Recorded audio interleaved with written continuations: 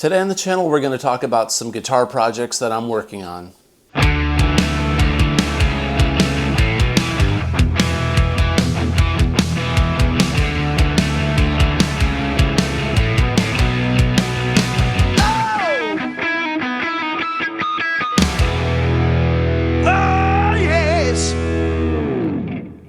Hey everybody, welcome back to the channel. Today we're going to talk about some guitar projects that I'm currently working on. Like most of you, I have a ton of projects and things that I've been trying to get to that I keep procrastinating, so to speak, putting at the bottom of the list and thinking one day I'll get to you, one day I'll get to you. And you know, this weekend is my chance to catch up on some of this stuff. So I figured I'd make a short video about it and share it with everybody on the channel, kind of like a quick hang session.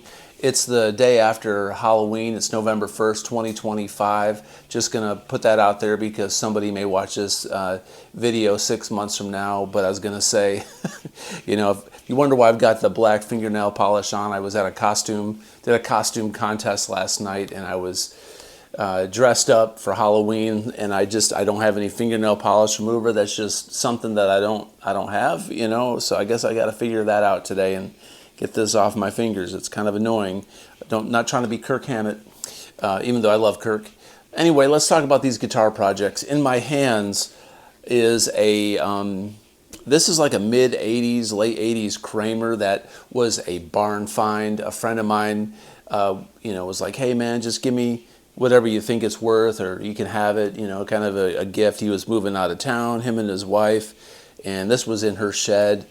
And so I was given this guitar. This is a really cool Kramer, and it's got some issues. I'm going to show you some close-ups of this thing, and I'm going to be working on this thing, not in this video, but I'm going to show you what's going on with this guitar and talk about my plans with it. And I'm going to give you some other projects in this video, show you some other projects that I'm working on that today that I'm going to finally get out of my hair, and minor stuff, setups, and some issues with electronic stuff like that I'm gonna try to iron out this weekend and put it behind me. Do you ever feel like when you got all this stuff, that you're procrastinating on and that you got in the back of your mind that you can't focus straight, right? It feels like your whole world is kind of discombobulated. Well, that's kind of how I feel right now. I've got all these things that I got to get to, and they just keep adding up, and they're minor things, but man, it's like death by a thousand cuts, man. I've got so many little things. If I don't start working on it now, it's just gonna snowball, and by the end of winter, I'm just gonna give up. So, and on top of that, I've got other things I've got to do that aren't guitar related. Unfortunately, I wish life was easy enough where all I had to do was worry about this kind of stuff, but it's not like that, right? I don't think that's that way for anybody. We're all human. So let's take a look at some of these things that I'm working on. We're going to start with this Kramer. All right, let's do it. Okay, so here's the Kramer. I have shown this on the channel before many months ago, and I haven't really had a chance at all to touch this thing, and I want to rewire the guitar. I want to possibly put in another one of these switches. This switch does not work currently, but I do have the single coils and the humbucker working, so the guitar is operative, but I want to put a different humbucker in it. This is one of the old Carvin C22 pickups, and it's pretty decent. I gotta admit, it's pretty nice, but I'm thinking about putting completely different pickups in it, probably just a humbucker. I'm thinking a classic 57 pickup, or maybe a Seymour Duncan JB. What should I do? You know, what kind of pickup should I put in it? A DiMarzio? Should I just keep the Carvin in it and just rewire it? But if you saw the inside of this guitar, the guts, the inside, the wiring it's like a rat's nest. It's pretty messy, and it just needs to be cleaned up. But I want to get this thing working. It plays great. The neck feels awesome. Tremolo works great. This thing had a broken headstock at one point. There's a chip missing off the front of the headstock. But if we take a look at the back of it, I'll show you what I'm talking about with this headstock.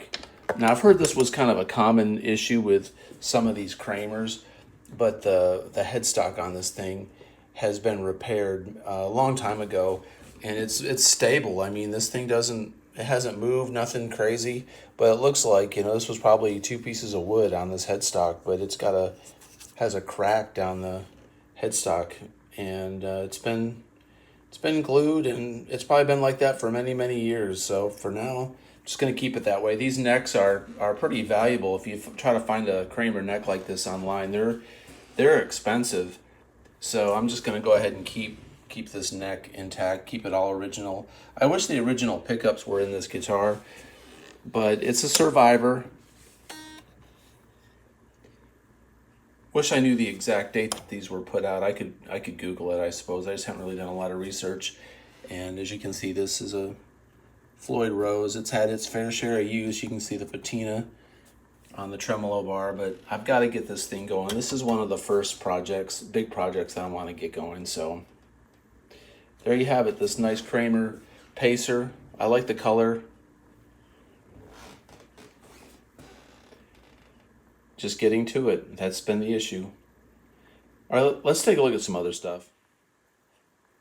Okay, so in this room of the studio, I've got my Acklot guitar kits that I'm going to be building. I haven't had a chance to get to those yet. Today I was going to start on one of those, hopefully tonight, and work on it tomorrow. And I've got products that I'm going to be unboxing and doing some demos for the channel. There's some stuff here. This is also a band rehearsal area. This is my electronic drum set with Animal. Electronic drums are a must if you're going to do quick, on-the-fly, quiet jam sessions. Got my plants inside because of the frost is coming. And here's a guitar. There's a Van Gogh guitar I'm going to do some unboxing on. So I've got these boxes I've got to go through. There's a bunch of cool goodies and things I'm going to go through here on the channel in the next few weeks. So got that daunting and that kind of stuff behind me or in front of me that I got to get done that I've just haven't had the chance to look at yet. So let's take a look at another guitar. Here is the Kramer once again. We'll put another one on the bench and see what else I've got cooking. Okay, so take a look at this, man. This is an Epiphone Deluxe. It's a Masterbilt Epiphone. A buddy of mine gave this to me a couple years ago, and literally it was in pieces. The headstock was broken off of this guitar, completely snapped off, and every single piece of this guitar were in bags, like big Ziploc bags.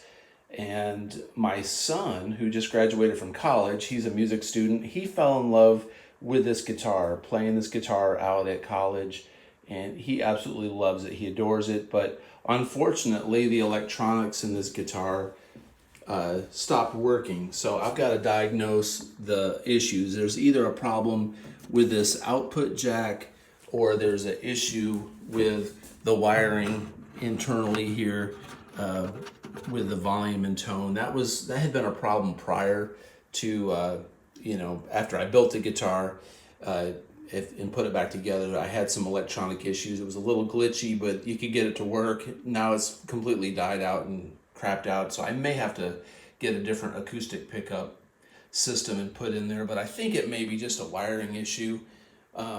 Perhaps something in the output jack, something simple, but I hate working on acoustic electric guitars and doing wiring stuff because chances are it's just replacing electronics, which is easy to do. It's not super cheap, but it's something I don't like diagnosing. I'm kind of over it. But yeah, this guitar was in complete it was ready for the trash bin. It was in complete disrepair. The headstock was broken off of it, and I got it, for free. And I was like, man, this thing is, I bet you I could do something with this. And I put it back together. I think I actually did a video on it on the channel.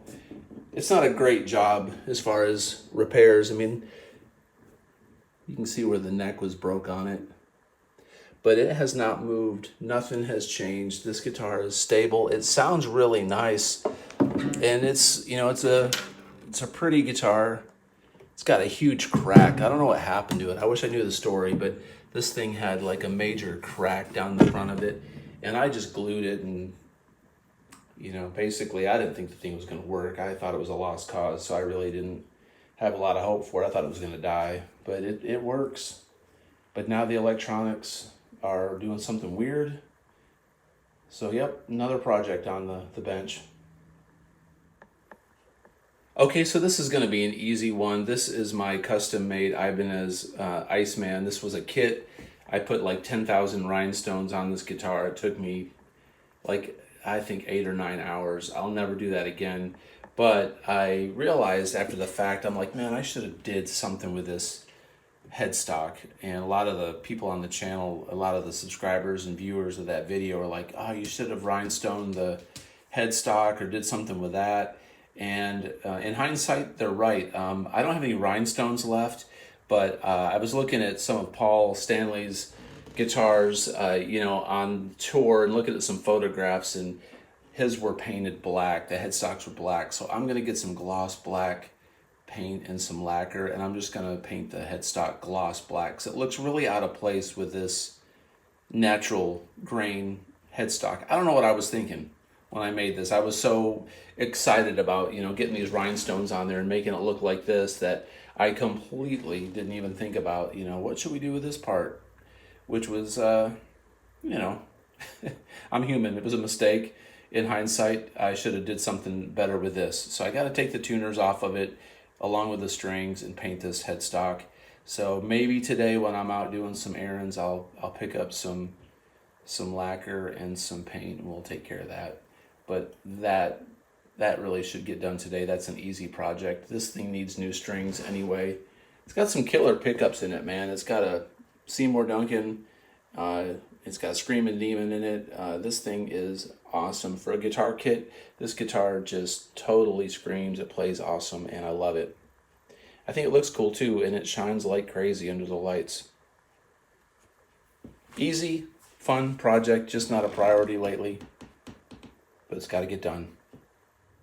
Okay, I shot a video on this guitar many, many months ago. It might even have been like a year and a half ago. I'm not sure, but I've done so many videos, so many builds. But this is a pink Les Paul kit that I made. I can't remember where I got this kit, but it was like 185, maybe 225. It had a really nice top on it, and double binding on it. And I just wanted to do a pink guitar. I thought it'd be cool. I know that's kind of a polarizing color, and had some obstacles along the way. I wound up buying a logo, a decal to make it look like a custom. Even though Gibson doesn't do gold custom diamonds or logos, I just thought that was kind of cool. I want it to be sort of gaudy, sort of flashy, and that's pretty much what I got. A buddy of mine at TN Tones Pickups made me these custom-made humbuckers. These are called like brown buckers or something that are designed after Eddie's tone. These things sound great. I put some aftermarket gold pickup covers on it, and they don't really line up with the magnets, but they look good from a distance.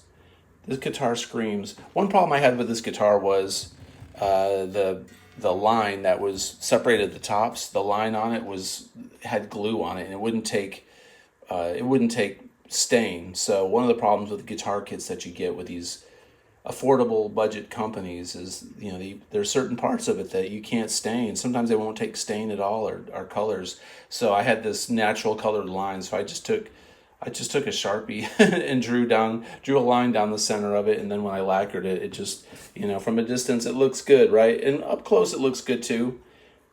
And I buffed the heck out of it to get it to look a little bit shiny. But this is a nice guitar. But what I have to do with this, digress from the conversation, the action on this and the setup on it is terrible. It's just really, really bad. Over the last 6 or 7 months, this thing has sat around. It's kind of collected dust like a lot of projects that I do. Once I get done with them, I move on to the next. And I should spend time enjoying what I build, and I often don't, and they sit around. And over the months, over the last year, the setup on this thing has really, really gotten terrible. So I've got to do a setup on this guitar and get it back in awesome playing order. Maybe I'll shoot another demo video on this in the near future. But it screams, plays great, and I think it looks cool. Okay, had to take a small break. My guard dogs here, needed to go outside, So we figured we'd walk around Ranch 5150 Skinwalker and look for some deer, maybe some turkeys. Got all these walnuts on the ground. I hate walnuts. Walnut trees are the ugliest trees. They're the first to die or lose their leaves, and they're the last ones to get their leaves when it's spring and in the fall. And they leave all these terrible walnuts. I mean, it sucks. It's like a tripping hazard. So we're walking out here in the forest. This is the outskirts of the Ranch 5150 Skinwalker area. Any of you that are familiar with my Esteban video, there's the famous shed from the Esteban video that was constructed and dilapidated. I don't think he's in there, man. He died. Well, according to the video, anyway. Yeah, it's a nice day out here, man. It's like 60 degrees. It's the day after Halloween. Fall is an unusual time frame in Tennessee because you got to wear a winter coat at night. You can wear a hoodie during the day. Sometimes you can wear t-shirts and shorts during the day. This is dangerous. This tree right here, this is a dead walnut tree. This tree used to thrive. It was so healthy like 20 years ago, and it's been dropping limbs. Something infected this tree. I don't know what got into it, but I'm going to have to do something about this at some point. I just keep watching this tree deteriorate, and this is going to be probably the next limb that or this section of the tree is probably going to fall off. It's probably dangerous for me to be underneath this thing, to be honest with you. But over the last couple of years, it drops pieces of limb, and I burn them in a campfire, take care of it. All this gets mowed at some point. Probably once a month this area gets cleared out.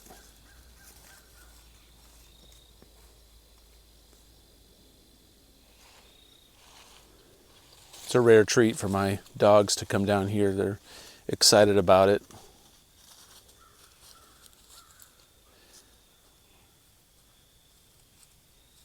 My old dog there he's 16 years old. He can't hear. He's got cataracts. He can barely walk, but he's happy. I keep him on pain meds so he can walk around, poor guy. I've had him since he was born. Usually there's about 6 to 10 deer down here at random times. There's about every other time I come down through here, I see them. They stay up here in the hills. In fact, they could be up there somewhere. Deer are so quiet, and they blend in so well with the surroundings that unless you startle them, sometimes you can't even tell. They're just like watching you. So I'm looking up there for any type of movement.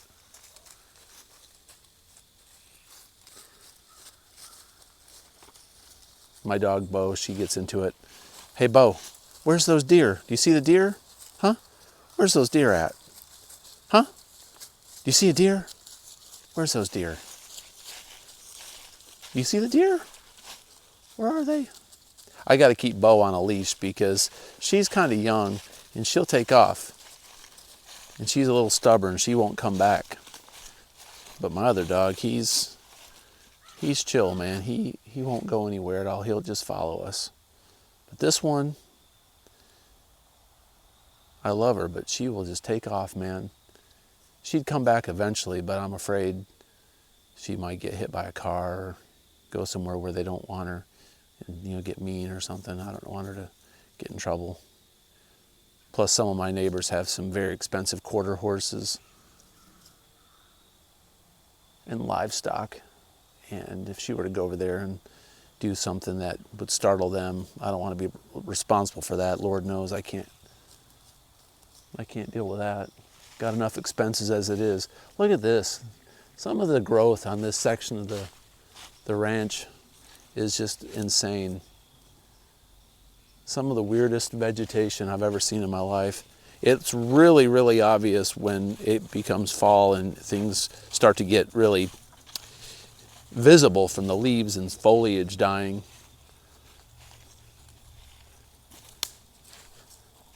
I'm going to come down here and get all this stuff cleared out over the next month. It's a yearly thing, picking up all these dead branches. I let everything die, and you know, we've had so much rain over the summer that so much of this stuff got washed out. It was hard to keep up with, but more projects. Speaking of projects, Bo, we got to get back to the studio. I've got guitars to work on. All right? Bo, come on. Let's go. It's a good girl.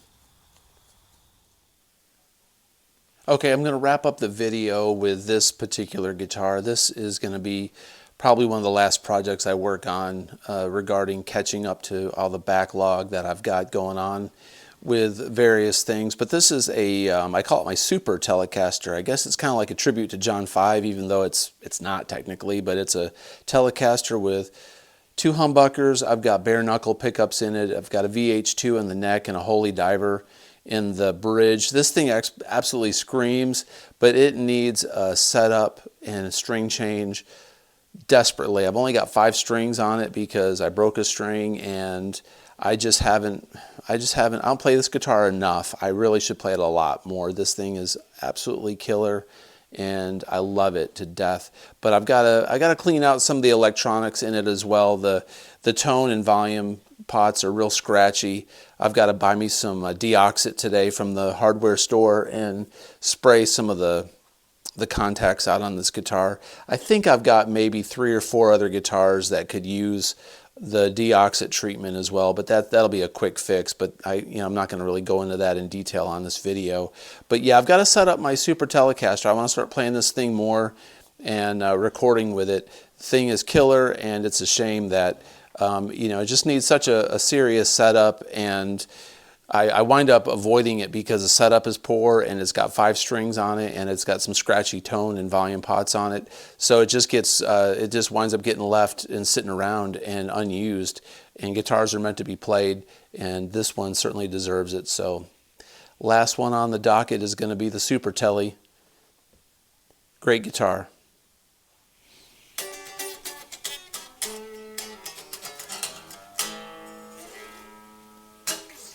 Well, anyway, there you have it. Thanks for hanging out with me today. Let me know if there's any projects that you're working on. I'm curious, do you struggle with procrastination? Have you got a lot of guitar projects, side projects, anything outside? Is your wife bugging you to rake the leaves or do something like that you just can't seem to get yourself off the couch and take care of it? It's life, man. We got to do what we got to do to get through, right? I appreciate you watching the channel.